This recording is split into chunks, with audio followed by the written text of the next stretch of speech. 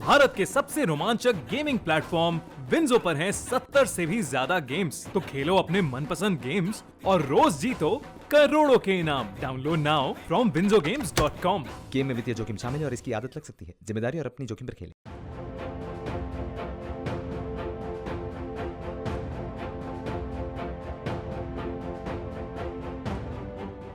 भारत के योग से अमेरिकी डर का गजब संयोग।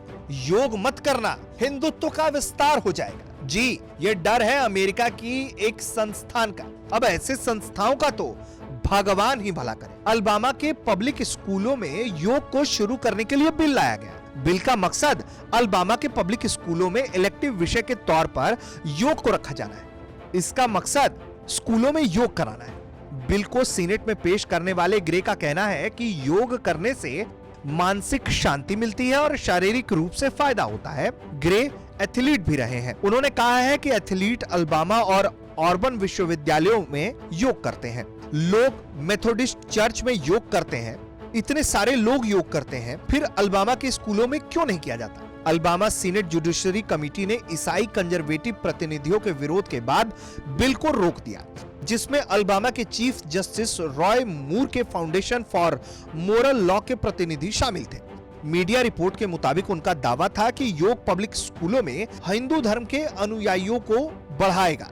बिल का विरोध करते हुए रूढ़िवादी कार्यकर्ता बेकी गैरिटसन ने कहा कि योग हिंदू धर्म का एक बहुत बड़ा हिस्सा है। अलबामा में धार्मिक गुटों ने योग बिल का विरोध किया और कहा है कि स्कूलों में हिंदू धर्म को ये पेश करने जैसा है। दो कंजर्वेटिव गुटों ने स्कूलों में भारत के लोकप्रिय योग को लेकर आपत्ति जताई थी। इन गुटों की दलील थी कि उन्हें डर है कि इससे हिंदुत्व या ध्यान लगाने की इन पद्धतियों का प्रचार हो सकता है। हिंदुत्व के चलते धर्म परिवर्तन हो सकता है। वहीं बिल का समर्थन कर रहे अलबामा के एक सीनेट ने कहा कि ये बिल व्यायाम से जुड़ा है, ना कि किसी धर्म से। अलबामा बोर्ड ऑफ एजुकेशन ने 1993 में प्राइवेट स्कूलों में योग, सम्मोहन करने और ध्यान लगाने पर प्रतिबंध लगा दिया था।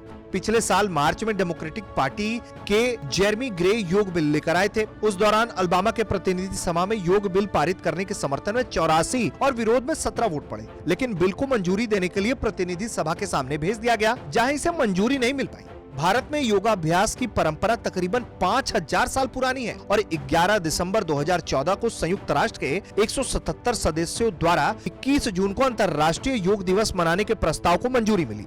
प्रधानमंत्री मोदी के इस प्रस्ताव को 90 दिन के अंदर पूर्ण बहुमत से पारित किया गया, जो संयुक्त राष्ट्र संघ में किसी दिवस प्रस्ताव के लिए सबसे कम समय है। जिस प्रस्ताव पर 177 देशों की मुहर हो, अगर उस योग से ऐसे संस्थानों को दिक्कत है और ऐसे संस्थानों को ये लगता है कि इससे हिंदुत्व का प्रचार प्रसार होगा, तो वाकई में वो किसी गलत फहमी में जी रहे हैं।